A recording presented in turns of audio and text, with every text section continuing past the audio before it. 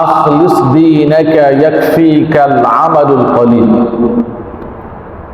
তুমি তোমার দ্বীনকে খাঁটি করো, তুমি তোমার ঈমানকে খাঁটি করো, তাহলে অল্প আমলই নাজাতের জন্য যথেষ্ট হয়ে যাবে। যার ঈমান যত বেশি ভালো হবে, তার আমল তত বেশি ভালো হবে। ঈমান ছাড়া আমলের কোনো দাম নেই।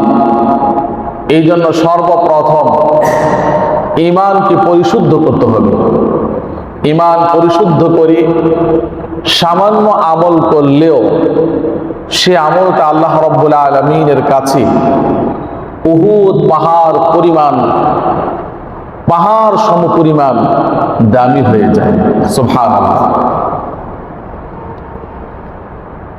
রসূলের প্রতি ভালোবাসা জাগ্রত করে, অন্তরের মধ্যে বদ্ধমূল করে আমল করলে সে আমল আল্লাহ রাব্বুল আলামিনের কাছে দামি হয়ে যায়। সে আমলটা অল্প হোক, সেই আমলকে উপলক্ষ করে বিনিময় করে আল্লাহ রাব্বুল আলামিন বান্দার নাজাতের ফয়সালা করে দিবেন। এই জন্য হাদিস থেকে আমরা যেটা শিক্ষা পেলাম সেটা হলো ঈমানকে পরিশুদ্ধ করতে হবে।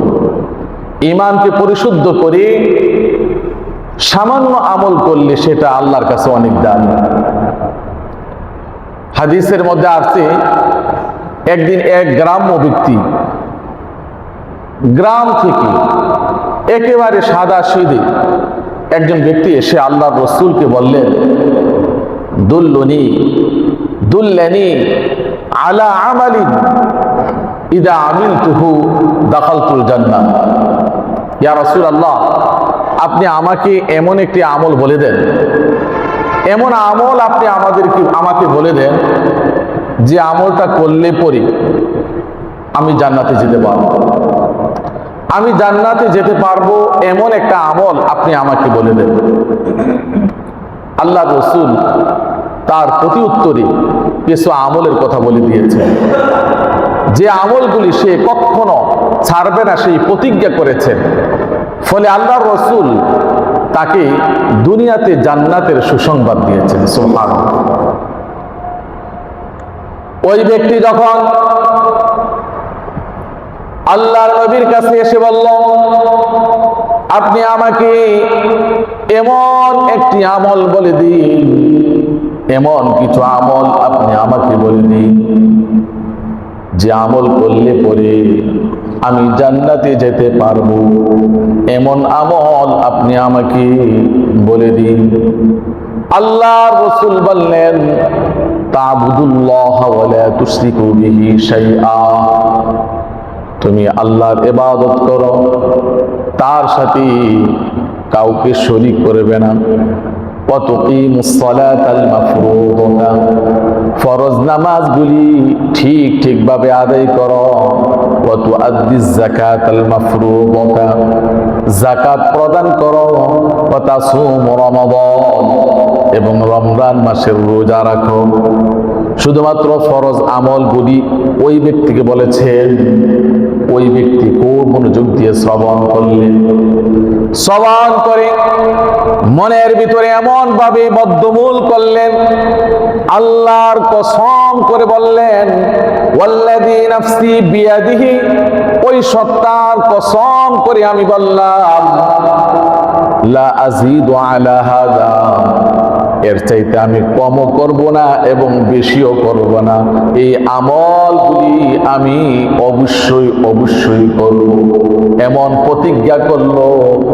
ওই ব্যক্তি যখন এই আমলগুলি কথা শুনে এমন প্রতিজ্ঞা করে আল্লাহর রাসূলের কাছ থেকে বের হলেন, আল্লাহর নবী সাহাবায়ে কেরামকে দেখিয়ে বললেন, মান সারাহু আন ইয়ানজুরা আলা রাজুলিন মিন হাযিহিল জান্নাহ ইলা রাজুলিন মিন আহলিল জান্নাহ ফালইয়ানজুর ইলা হাযা। যদি তোমাদের মধ্যে কোনো ব্যক্তি জান্নাতি ব্যক্তিকে দেখতে চায় তাহলে সে যেন এই ব্যক্তিকে দেখে নেয়। সুবহানাল্লাহ। আল্লাহ রসুল ফরজ আমলগুলি বলে দিয়েছেন, এগুলি ঠিক মতো আদায় করো। যদি তুমি ফরজগুলি ঠিক মতো আদায় করতে পারো তাহলে নফলগুলি অটোমেটিক তোমার আমলের মধ্যে চলে আসবে। যখন সে এই আমলগুলির উপর প্রতিজ্ঞাবদ্ধ হলো, আল্লাহ রসুল তাকে জান্নাতি বলে ঘোষণা দিয়ে দিয়েছেন। সুবহানাল্লাহ। আমরা তো ফরজ নামাজ, ফরজ রোজা, যাকাত এই সমস্ত জিনিসগুলি আদায় করতে চাই না।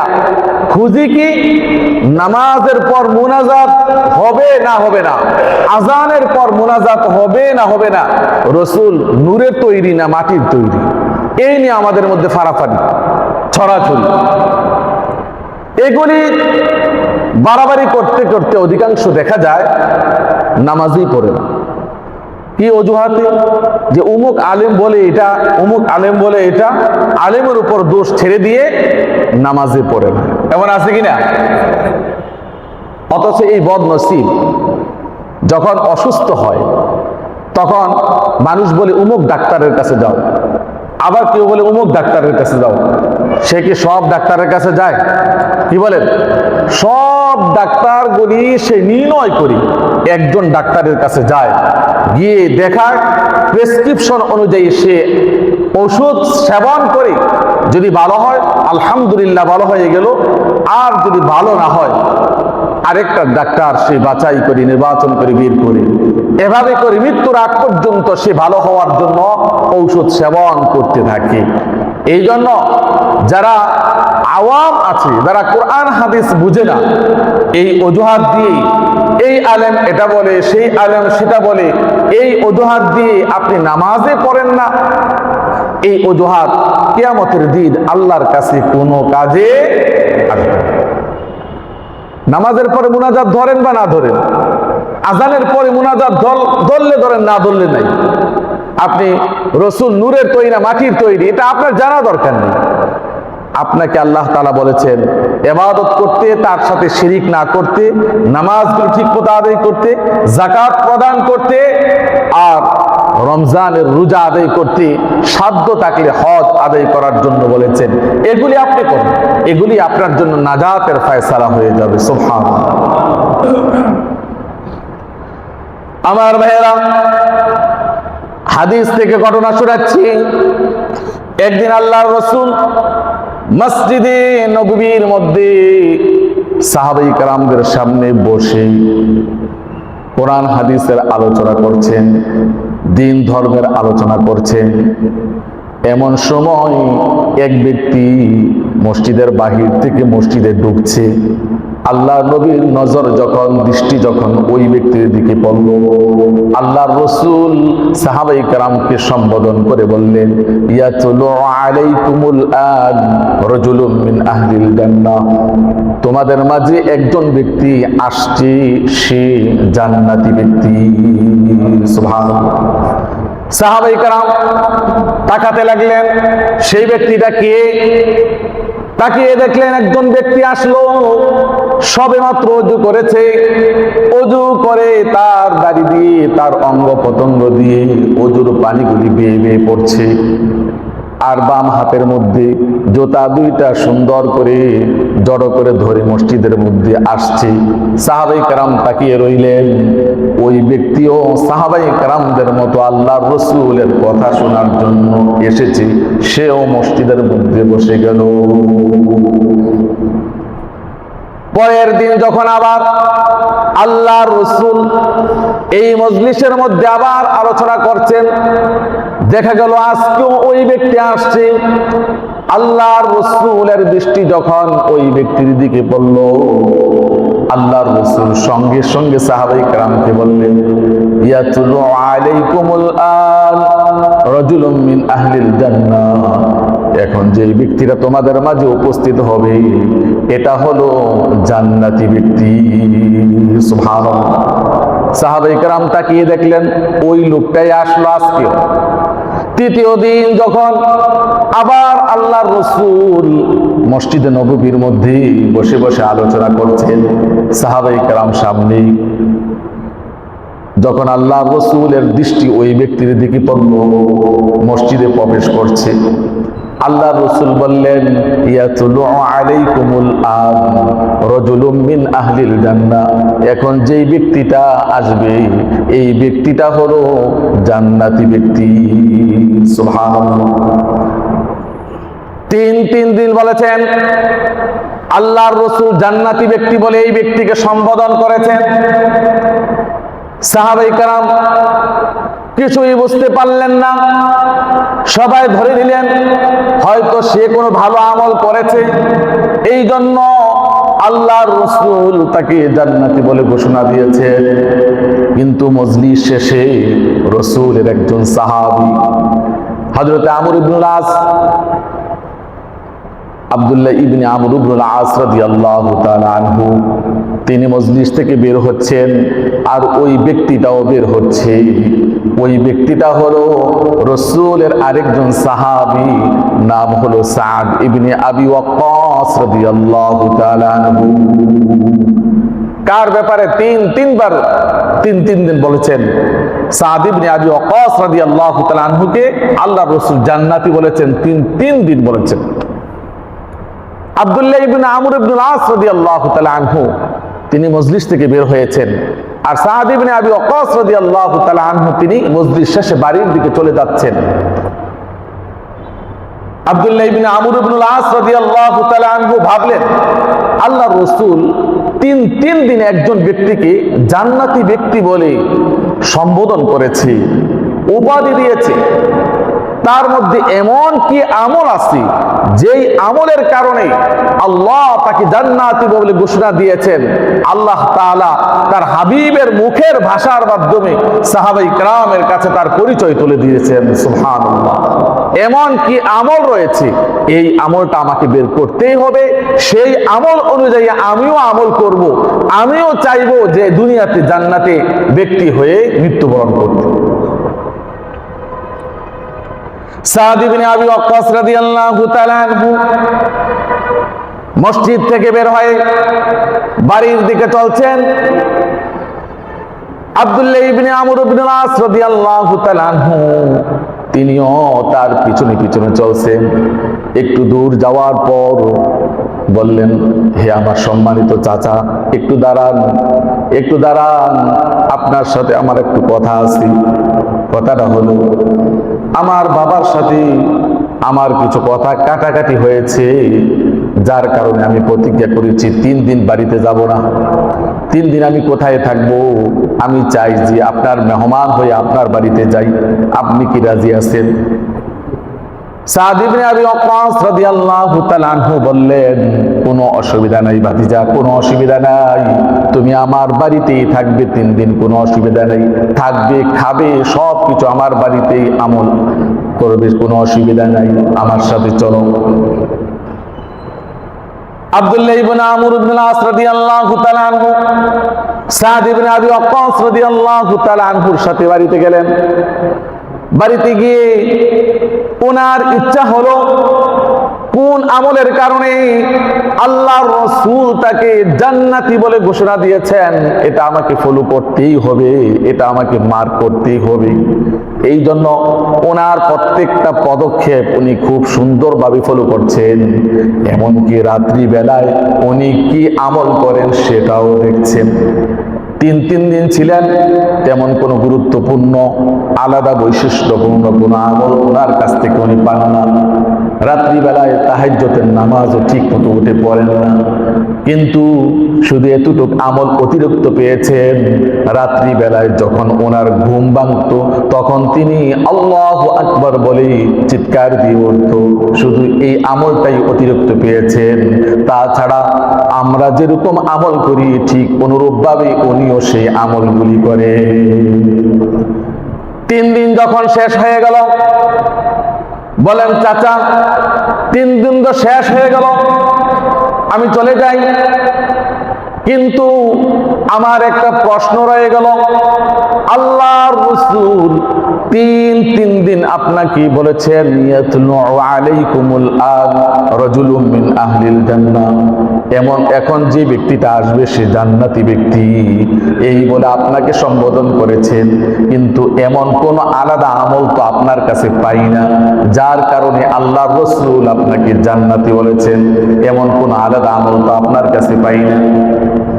সাদ ইবনে আবি ওয়াক্কাস রাদিয়াল্লাহু তাআলা আনহু বললেন, আল্লাহর রাসূল আমাদেরকে যা শিখিয়েছেন তাই তো আমি আমল করি। তোমরা যে আমল করো সে আমল তো আমি করি, এছাড়া কোনো আমল তো আমি করি না। আব্দুল্লাহ ইবনে আমর ইবনে আস রাদিয়াল্লাহু তাআলা আনহু নিরাশ হয়ে ওনার কাছ থেকে বিদায় নিয়ে চলে যাচ্ছে। এমন সময় সাদ ইবনে আবি ওয়াক্কাস রাদিয়াল্লাহু তাআলা আনহু ডাকলেন, একটু দাঁড়াও, একটু দাঁড়াও, শোনো, আমি একটি আমল প্রতিদিন করি, সেটা হলো আমি আমার এই অন্তরের মধ্যে কোনো মুসলমানের প্রতি কোনো বিদ্বেষ রাগ কোনোদিন রাখি না। 2 নম্বর হলো আমাকে আল্লাহ রাব্বুল আলামিন যা দান করেছেন তা নিয়ে আমি সন্তুষ্ট থাকি। কাউকে কোনো জিনিস আল্লাহ অতিরিক্ত দান করলে তা নিয়ে আমি কখনো হিংসা আমি অন্তরের মধ্যে রাখি না। সুবহানাল্লাহ। আব্দুল্লাহ ইবনে আমর ইবনে আস রাদিয়াল্লাহু তাআলা আনহু বুঝে ফেললেন হয়তো এই আমলের কারণে আল্লাহ রাব্বুল আলামিন আপনাকে 3 দিন আল্লাহর হাবিব আপনাকে জান্নাতি বলে ঘোষণা দিয়েছেন। অতএব এগুলি সাধারণ আমল নয় যে প্রতিদিন অন্তর থেকে মানুষের প্রতি বিদ্বেষ দূর করা, মানুষের প্রতি হিংসা না রাখা, এগুলি সাধারণ আমল নয়। আপনি কোনোদিন এই আমল ছাড়েন না, হয়তো আল্লাহ রাব্বুল আলামিন এই আমলের কারণে আপনাকে দুনিয়াতে জান্নাতি বানিয়ে দিয়েছেন। সুবহানাল্লাহ। আখলিস দীনাকা ইয়াকফিকাল আমালুল কলিল, তুমি তোমার ঈমানকে খাঁটি করো, অল্প আমলেই তোমার জন্য নাজাতের ব্যবস্থা হয়ে যাবে। সুবহানাল্লাহ। ঈমানকে পরিশুদ্ধ করতে হবে, অন্তরটাকে সব ধরনের খারাপি থেকে মুক্ত করতে হবে। যদি করে আমল করতে পারি তাহলে অল্প আমলই আমার জন্য নাজাতের ব্যবস্থা হয়ে যাবে। সুবহানাল্লাহ। আমার ভাইরা, আরেকজন সাহাবীকে আল্লাহর রাসূল শহীদ হন না, কিন্তু তিনি শহীদ বলে আল্লাহর রাসূল ঘোষণা দিয়েছেন।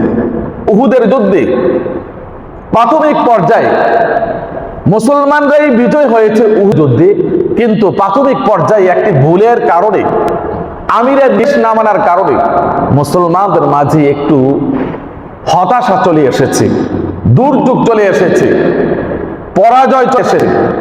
ফলে দর্শকদের পক্ষ থেকে শানে তীর বল্লম সাহাবায়ে কেরাম তার নিজের চাইতে আল্লাহর রাসূল নিরাপত্তাকে বেশি তার প্রাধান্য দিয়েছে, যার জন্য আল্লাহর রাসূলের সামনে দাঁড়িয়ে সাহাব নিজের হাতে নিজের বুক দিয়ে বিধর্মীদের নিক্ষেপ করা তরবারি, বর্ষা, তীরগুলি তারা মোকাবেলা করেছে, ফিরিয়ে দিয়েছে।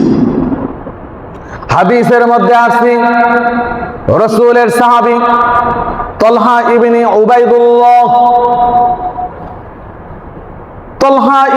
উবাইদুল্লাহ রাদিয়াল্লাহু তাআলা আনহু, তিনি আল্লাহর রাসূলের সামনে দাঁড়ালেন।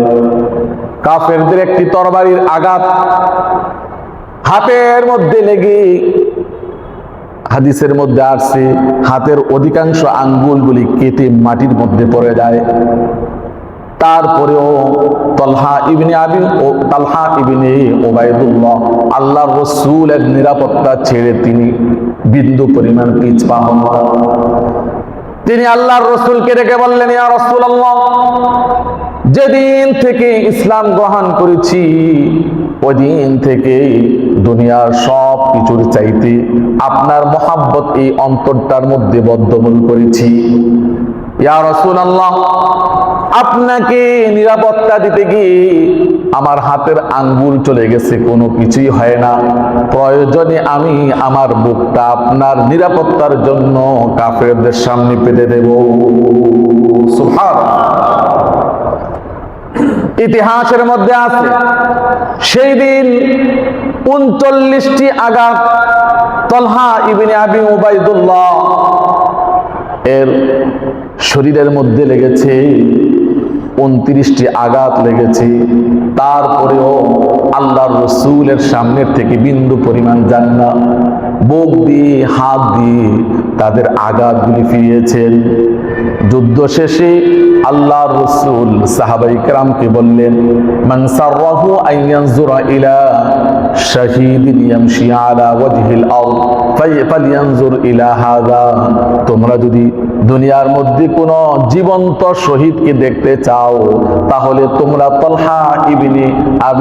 তালহা ইবনে উবাইদুল্লাহকে দেখে নাও। সুবহানাল্লাহ, তালহা ইবনে আবি উবাইদুল্লাহকে দেখে নাও। এটা হলো প্রকৃতপক্ষে আশিক রাসূলের পরিচয়। আর আমরা তো আশিক রাসূল দাবি করি, সুন্নতের দারদার নাই। প্রতি বছর রবিউল আউয়াল মাস যখন আসে, রাস্তার মধ্যে মিছিল করি আর মসজিদে গিয়ে মিলাদ পড়ে মিষ্টি খাই, এরপরে রসুলের মহাব্বত শেষ, সারা বছর চলি আশিক রাসূল। অথচ সুন্নত বলতে কোনো কিছুই নাই। ফরজের মধ্যে, ওয়াজিবের মধ্যে আঘাত দিয়ে আমরা আশিক রাসূল দাবি করি। এমন লোক আছে কিনা নাই বলেন? প্রকৃত আশিক রাসূল হতে হবে, রসুলকে প্রকৃত মহাব্বত করতে হবে। তার প্রমাণ হলো রসুলের সুন্নতগুলি ধরতে হবে। রসুল যেভাবে চলেছে সেভাবে যদি চলি, তাহলে আমি প্রকৃত আশিক রাসূল। মুখে নয়, অন্তরে আমলে প্রমাণিত হবে আশিক রাসূল। আখলিস দীনাকা ইয়াকফিকাল আমালুল কলিল। তুমি তোমার ঈমানকে পরিশুদ্ধ করো, অল্প আমলই তোমার জন্য নাজাতের ব্যবস্থা হয়ে যাবে। ঈমানের সাথে যে আমলটা করা হয়, সে আমলটা অনেক দামি, যদিও সেটা স্বল্প হয়, অল্প হয়। অল্প আমলকে আল্লাহ রাব্বুল আলামিন পাহাড় পরিমাণ সওয়াব দিয়ে ভরপুর করে দিবেন। মানুষের দান আর আল্লাহর দান দুইটা কি সমান? কি বলেন? মানুষের দান আর আল্লাহর দান দুইটা কি সমান? কখনো সমান নয়। আল্লাহুল গনিয়্যু আনতুমুল ফুকারা। আল্লাহ তাআলা হলেন ধনীর ধনী, আর মানুষ হলো আল্লাহর তুলনায়, আল্লাহ ঘোষণা করেছেন ওয়া আনতুমুল ফুকারা, গরীব। পৃথিবীর সব মানুষ আল্লাহর তুলনায় গরীব, আল্লাহ রাব্বুল আলামিন হলেন ধনী। অতএব আল্লাহর দান আর মানুষের দান, এই দুইটার মধ্যে অনেক পার্থক্য রয়েছে। আল্লাহ যেমন মহান, তার দানও তেমন মহান। যেমন একটি উদাহরণ, হযরত ইউসুফ আলাইহিস সালাম সবচেয়ে সুন্দর ছিলেন। হাদিসের মধ্যে আল্লাহ নবী বলেন, ইউসুফ আলাইহিস সালাতু ওয়াস সালামকে আল্লাহ রাব্বুল আলামিন দুনিয়ার অর্ধেক সৌন্দর্য দিয়ে বানিয়েছেন। সুবহানাল্লাহ, অর্ধেক সৌন্দর্য দিয়ে বানিয়েছেন। ইউসুফ আলাইহিস সালামের ভাইরা যখন ষড়যন্ত্র করে কূপের মধ্যে ফেলে দিয়েছে, আল্লাহ রাব্বুল আলামিন সেখান থেকে কুদরতিভাবে তুলে মিশরের বাজারে আসার ব্যবস্থা করে দিয়েছে। আজিজে মিশর, মিশরের বাদশাহ নিঃসন্তান ছিল। মিশরের বাজারে যখন এই ছেলেটাকে তোলা হলো, তখন তিনি চড়া মূল্য দিয়ে এই ছেলেটাকে ক্রয় করে বাসার মধ্যে এনে স্ত্রীকে বললেন, সন্তানের মতো পালবো, সন্তানের মতো পালবা, কোনো কষ্ট দিবা না, এই ছেলেটাই আমাদের সন্তান হবে। কিন্তু ইউসুফ আলাইহিস সালাম এত সুন্দর ছিলেন, এত সুন্দর ছিলেন, যার সৌন্দর্য সব সময় পৃথিবীর মানুষকে হার বানিয়ে দিয়েছে, এমন সৌন্দর্যের অধিকারী ছিলেন।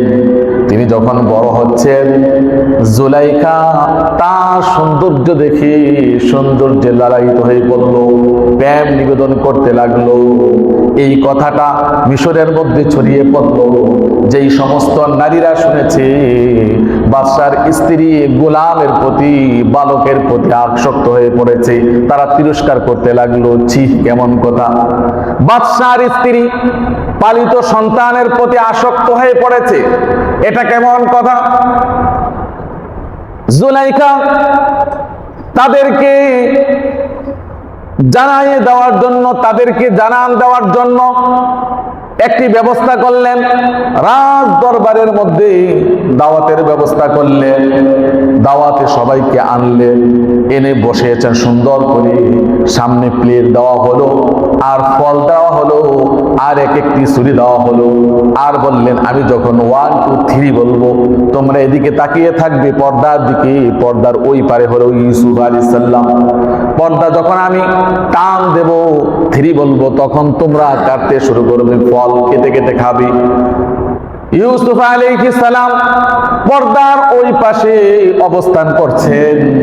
জুলাইখা পর্দা উল্টিয়ে দিল, তখন তারা সেদিকে তাকিয়ে ফল কাটছে। ফল কাটতে কাটতে গিয়ে নিজের হাত ছুরি দিয়ে কেটে ফেলেছে। বাদশার স্ত্রী বললেন, কি ব্যাপার? আমি তো তোমাদেরকে বলেছি ফল কাটার জন্য, ফল কেটে খাওয়ার জন্য, কিন্তু তোমরা এদিকে তাকিয়ে নিজের হাত কেটে ফেলেছ, ফলের পরিবর্তে নিজের হাত কেটে ফেলেছ, তার কারণ কি? তখন সবাই বলে উঠল, মা হাযা মা হাযা বাশার ইন হাযা ইল্লা মালাকুন কারীম। এটা তো কোনো মানুষ নয়, নিঃসন্দেহে আল্লাহ প্রদত্ত কোন ফেরেশতা হতে পারে, এটা মানুষ নয়। এতদিনে তারা বুঝেছে যে বাদশার স্ত্রী কেন তার প্রতি লালায়িত হয়ে পড়েছে, তাকে কেন প্রেম নিবেদন করছে, এটা বুঝে ফেলেছে। সুবহানাল্লাহ, এত সৌন্দর্যের অধিকারী ছিলেন। একদিন আজিজে মিশরের বাদশা অফিসে চলে গেছে, স্ত্রী তাকে এক সেফ রুমের মধ্যে নিয়ে গেল। সেফ রুমে প্রবেশ করতে এক এক করে 7টি দরজা অতিক্রম করতে হয়, গেট অতিক্রম করতে হয়। সেখানে নিয়ে প্রেম নিবেদন করলো যে এখান থেকে যাওয়ার কোনো রাস্তা তোমার নেই, আজকে তোমাকে বলতেই হবে আই লাভ ইউ, বলতেই হবে আমি তোমাকে ভালোবাসি, এই কথা বলতেই হবে। কিন্তু এর আগে জুলাইখা সেখানে মূর্তি পূজা করত, মূর্তিকে প্রণাম করত, সেই মূর্তিটাকে ঢেকে নিল। ইউসুফ আলাইহিস সালাম জিজ্ঞাসা করলেন, আপনি এটা কি ঢাকলেন? বলে, এটা আমার খোদা, তিনি যাতে না দেখেন আমাদের কর্মকাণ্ড, এই জন্য তাকে আমি ঢেকে নিলাম। ইউসুফ আলাইহিস সালাম বললেন, আমি তো ওই খোদার উপাসনা করি, আমি তো ওই খোদাকে মানি, যেই খোদাকে কখনো ঢাকা যায় না, তিনি কখনো অন্তরাল থাকেন না, তিনি সব সময় মানুষের সব কিছু দেখেন। অতএব আমার খোদা তো আমাকে দেখছেন, তোমার খোদা আপনার খোদা আপনাকে না দেখতে পারে, কিন্তু আমার খোদা আমাকে প্রতিনিয়ত আমার সব কিছু তিনি পর্যবেক্ষণ করছেন। অতএব আমি তোমার প্রস্তাবে রাজি নই। ইউসুফ আলাইহিস সালাম নিরুপায় হয়ে যখন তিনি দরজার দিকে দৌড় দিলেন, এক এক করে সব দরজাগুলি খুলে গেল, গেটগুলি খুলে গেল। সর্বশেষ গেট যখন গেলেন, জুলাইখা উলকুল না পেয়ে ইউসুফ আলাইহিস সালাতু ওয়াস সালামকে আটকানোর জন্য, যাতে বেহির না হতে পারে, আটকানোর জন্য পিছনের দিক দিয়ে জামার মধ্যে টান দিল, জামা ছিঁড়ে গেল। এভাবে দুইজনে গিয়ে যখন গেটের বাহিরে পড়ল, এমন সময় আজিজে মিশর অফিস শেষ করে তিনি বাসায় ঢোকার জন্য দরজার প্রথম গেটের মধ্যে তিনি উপস্থিত। এই অবস্থা দেখে স্ত্রী ইউসুফ আলাইহিস সালাতু ওয়াস সালামের উপর সব দোষ দিতে লাগলো। তুমি কেমন ছেলে লালন পালন করার জন্য আমার কাছে নিয়ে এসেছ? সে তো আমাকে প্রেম নিবেদন করে, সে তো আমাকে প্রেম নিবেদন করে, সে আমার সাথে খারাপ কাজ করার জন্য সে প্রতিনিয়ত চেষ্টা করে, সব বুদ্ধা আছে সব ইউসুফ আলাইহিস সালামের উপর দিয়ে দিচ্ছেন। ইউসুফ আলাইহিস সালাতু ওয়াস সালাম তিনি চুপ করে রইলেন। আর সাধারণত সব পুরুষরাই নারীর প্রতি একটু দুর্বল থাকে, সব অধিকাংশ পুরুষরাই বাধ্য হয়ে স্ত্রীর কথাকে বেঠিক হইল সেটা ঠিক ভাবে মেনে নেয়, ঠিকই না বলে, ঠিক বলে মেনে নেয়। আজিজে মিশর নিরুপায় হয়ে তিনি মেনে নিলেন। হয়তো ইউসুফের দোষ হতে পারে, নিরুপায় হয়ে তিনি একটু মনের ভিতরে একটু বিশ্বাস করতে লাগলেন। ইউসুফ আলাইহিস সালাম কোন মুখ খুললেন না, তিনি একেবারে নিশ্চুপ হয়ে রইলেন। মনে মনে ভাবলেন, হে আল্লাহ, আমাকে এক এক নির্দোষ প্রমাণের জন্য তুমি যথেষ্ট, তোমাকে ছাড়া আর কেউ নয়, কেউ আমাকে পারবে না, কারণ কেউ তো আমাকে দেখেও না। তারা হলো স্বামী স্ত্রী, একজন আরেকজনের কথা বিশ্বাস করবেই। একমাত্র নির্দোষ প্রমাণ করার জন্য আমি তোমার দিকে তাকিয়ে আছি, তুমিই করবে। ওই রাজপ্রাসাদের মধ্যে জুলাইখার চাচাতো ভাই ছোট একটা বাচ্চা, দুধ পান করে এমন একটা বাচ্চা সেখানে লালিত পালিত হচ্ছে, রাজপ্রাসাদের মধ্যে লালিত পালিত হচ্ছে। ওই ছোট্ট বাচ্চারা দোলনার মধ্যে, ছোট বাচ্চা কোনো কথা বলতে পারে না। আজিজে মিশর তিনি সব সময় মন খারাপ করে থাকেন, কি হলো, কার দোষ, এটা তো আমি নির্ণয় করতে পারছি না। এভাবে একদিন ওই ছোট বাচ্চাটা যেই রুমে থাকে, সেই রুমে যখন প্রবেশ করলো, আল্লাহ রাব্বুল আলামিন ইউসুফ আলাইহিস সালাতু ওয়াস সালামের নির্দোষ প্রমাণ করার জন্য তার মুখ দিয়ে আল্লাহ তাআলা ভাষা কথা বলে দিলেন। সুবহানাল্লাহ। ওই শিশুটা বলে উঠল, হে বাদশা, আপনি শুনেন, আপনি যেই বিষয়টা নিয়ে টেনশন করছেন তার সমাধান শুনেন। যদি ইউসুফের জামা পিছন দিক দিয়ে ছিঁড়া থাকে, তাহলে আপনি ধরে নেবেন এটা আপনার স্ত্রী দোষী। আপনার স্ত্রী দোষী, তার কারণ হলো আপনার স্ত্রী তাকে ধরার জন্য আর সে বাঁচার জন্য দেউল দিয়েছে, আর আপনার স্ত্রী ধরার জন্য চেষ্টা করেছে, চেষ্টায় ব্যর্থ হয়ে তার জামার মধ্যে যখন টান দিয়েছে, সে যখন বাঁচার জন্য দেউল দিয়েছে, তখন তার পিছন দিক দিয়ে জামা ছিঁড়ে গেছে। আর যদি সামনে দিয়ে যদি ছিঁড়া থাকে, তাহলে ধরে নিবেন ইউসুফ দোষী আর আপনার স্ত্রী নির্দোষী। তার কারণ হলো যখন সামনের দিকে ছিঁড়া থাকবে, তখন বুঝে নিবেন এই ছেলেটা ইউসুফ আপনার স্ত্রীর দিকে হাত বাড়িয়েছিল, আর আপনার স্ত্রী বাঁচার জন্য তার জামায় ধরে তাকে ধাক্কা দিয়েছেন, যার কারণে তার জামাটা ছিঁড়ে গেছে। আজিজে মিশর ইউসুফের জামার দিকে তাকিয়ে দেখলেন আসলে জামাটা পিছন দিক দিয়ে ছিঁড়া। দোষীকে স্ত্রী জুলাইখা দোষী হয়ে গেল, আসলে পিছন দিক দিয়ে ছিঁড়া, সামনের দিক দিয়ে না। তারপরেও ইউসুফকে নিরাপদে রাখার জন্য সাময়িক সময়ের জন্য জেলখানার মধ্যে তিনি রেখে দিলেন, সাময়িক সময়। কিন্তু এদিকে সাময়িক সময় রাখার পথে বাধা হয়ে দাঁড়িয়েছে দীর্ঘ সময়, প্রায় 6 থেকে 7 বছর চলে গেছে। ইউসুফের কথা বাদশা ভুলে গেছে। যাই হোক, এক পর্যায়ে কোন এক ঘটনাকে কেন্দ্র করে ইউসুফ আলাইহিস সালাতু ওয়াস সালামকে রাজ দরবারে নিয়ে এসেছেন। তখন বাদশা ইউসুফ আলাইহিস সালামের বিশ্বস্ততা দেখে তাকে দেশের অর্থমন্ত্রী বানিয়েছেন। অর্থমন্ত্রী যখন বানালেন, আজিজে মিশর স্বপ্নে দেখেছে, সেই স্বপ্নের ব্যাখ্যা অনুযায়ী তিনি কাজ করলেন। করার পর দেখা গেল পৃথিবীর সব জায়গায় দুর্ভিক্ষ লাগছে, কিন্তু মিশরের মধ্যে কোনো দুর্ভিক্ষ নাই। সুবহানাল্লাহ।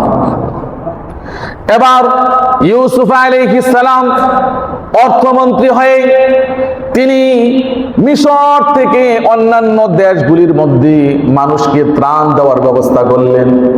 বিভিন্ন দেশ থেকে ত্রাণ নেওয়ার জন্য আসছে, সিরিয়াল ধরে ত্রাণ নেওয়ার জন্য আসছে। ইউসুফ আলাইহিস সালাম সিংহাসনের মধ্যে বসে তদারকি করছেন। ত্রাণ নেওয়ার জন্য লাইন করে আসছে, এর মধ্যে এক ব্যক্তি এসে উপস্থিত।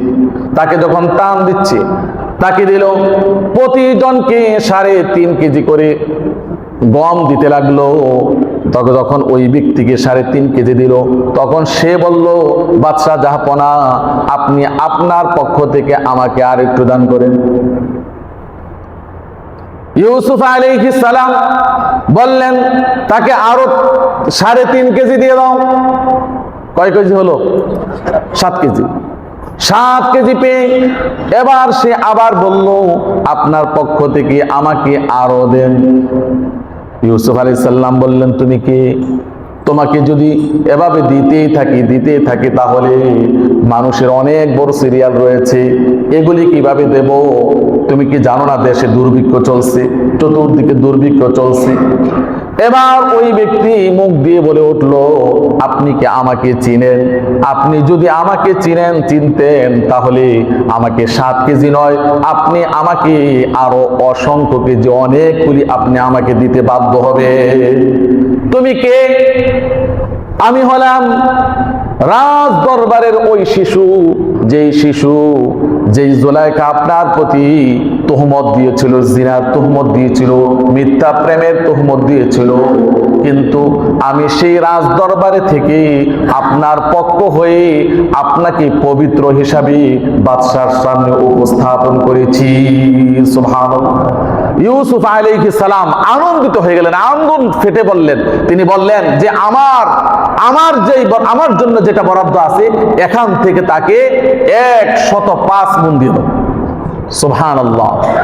7 কেজি থেকে 105 মণ তাকে দিয়ে দাও, তার উটগুলি বুঝাই করে দিয়ে দাও, তাকে সম্মানের সাথে তাকে বিদায় দাও। একেবারে খুশি হয়ে গেলেন যে এই ছেলেটাই আমাকে নির্দোষ হিসাবে প্রমাণ করেছিল বাদশার সামনে। সেদিন যদি এই ছেলেটা না থাকতো তাহলে আমি বাদশার সামনে দূষিত হয়ে যেতাম। আজ আমি তার প্রতি খুশি, তাকে 105 মণ গম তাকে দিয়ে দাও। সুবহানাল্লাহ। সবাই নিয়ে যায় 3.5 কেজি, আর সে 7 কেজি পেয়েও সন্তুষ্ট না, কিন্তু তার প্রতি বাদশা খুশি হয়ে 105 মণ দিয়ে দিয়েছেন। তিনি আনন্দে আত্মহারা হয়ে গেলেন।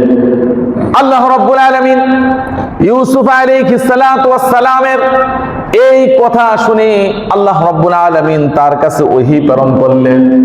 এই ইউসুফ, তুমি শোনো, তোমাকে নির্দোষ প্রমাণ করার জন্য, তোমার পবিত্রতা ঘোষণা করার জন্য এই মানুষটাকে, এই লোকটাকে তুমি খুশি হয়ে 1 কেজি 1 মণ গম তুমি দিয়েছ। আমার যেই বান্দাটা নামাজের মধ্যে দাঁড়িয়ে আমার পবিত্রতা ঘোষণা করে, রুকুর মধ্যে গিয়ে আমার পবিত্রতা ঘোষণা করে, সেজদার মধ্যে গিয়ে আমার পবিত্রতা ঘোষণা করে, ফজর নামাজে ঘোষণা করে, জোহরে ঘোষণা করে, আসরে ঘোষণা করে, মাগরিবে ঘোষণা করে, এশার নামাজে ঘোষণা করে পবিত্রতা, জুমার নামাজে, ঈদের নামাজে, জানাজার নামাজে আমার পবিত্রতা ঘোষণা করে, তুমি যদি তার প্রতি খুশি হয়ে এই পরিমাণ দান করতে পারো, তাহলে যেই বান্দাটা নামাজের মধ্যে দাঁড়িয়ে আমাকে এতবার সে পবিত্রতা ঘোষণা করে, তাহলে তার ব্যাপারে আমি কি পরিমাণ সওয়াব দিতে পারি তুমি চিন্তা করে দেখেছ? সুবহানাল্লাহ। আল্লাহর দান বান্দার দানের মতো নয়।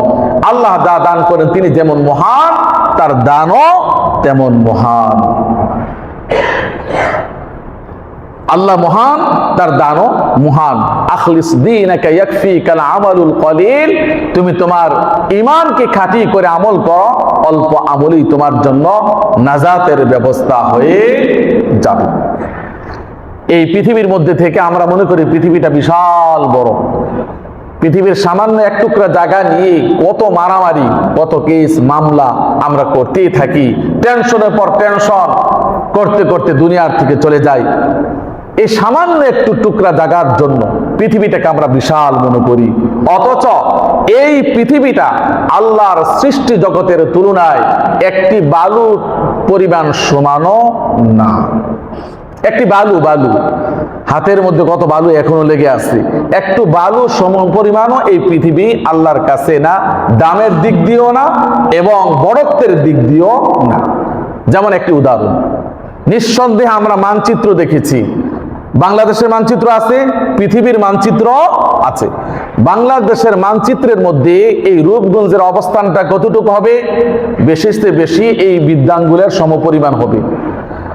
আর পৃথিবীর মানচিত্রের মধ্যে বাংলাদেশের অবস্থানটা কতটুকু হবে? বেশির চেয়ে বেশি এই কনিষ্ঠ আঙ্গুলের মাথাটা সমপরিমাণ হবে। পৃথিবীর মানচিত্রে যদি বাংলাদেশের অবস্থানটা এই কনিষ্ঠ আঙ্গুলের মাথা সমপরিমাণ হয়, তাহলে পৃথিবীর মানচিত্রে এই রূপগঞ্জের অবস্থানটা কতটুকু হবে বলেন? বিচারে খোঁজা পাওয়া যাবে? খুঁজে পাওয়া যাবে। পৃথিবীর মানচিত্রে যেরকম ভাবে রূপগঞ্জের অবস্থানটা যতটুকু, আল্লাহর সৃষ্টি জগতের মধ্যে পৃথিবীর অবস্থানটা হলো ততটুকু। তাহলে আল্লাহর সৃষ্টি জগৎ তো শুধু দুনিয়া না, এছাড়া আরো কত জগৎ রয়ে গেছে। আল্লাহর সকল সৃষ্টি জগতের মধ্যে দুনিয়ার অবস্থানটা একটি বালু সম পরিমাণও না। তো এই দুনিয়ার মধ্যে যদি ঈমানকে পরিশুদ্ধ করে আমরা আমল করে যেতে পারি, তাহলে কিয়ামতের দিন আল্লাহ তাআলা আমাকে জান্নাতের মধ্যে এরকম 10 দুনিয়ার সমপরিমাণ জান্নাতের ব্যবস্থা করে দিবেন। সুবহানাল্লাহ।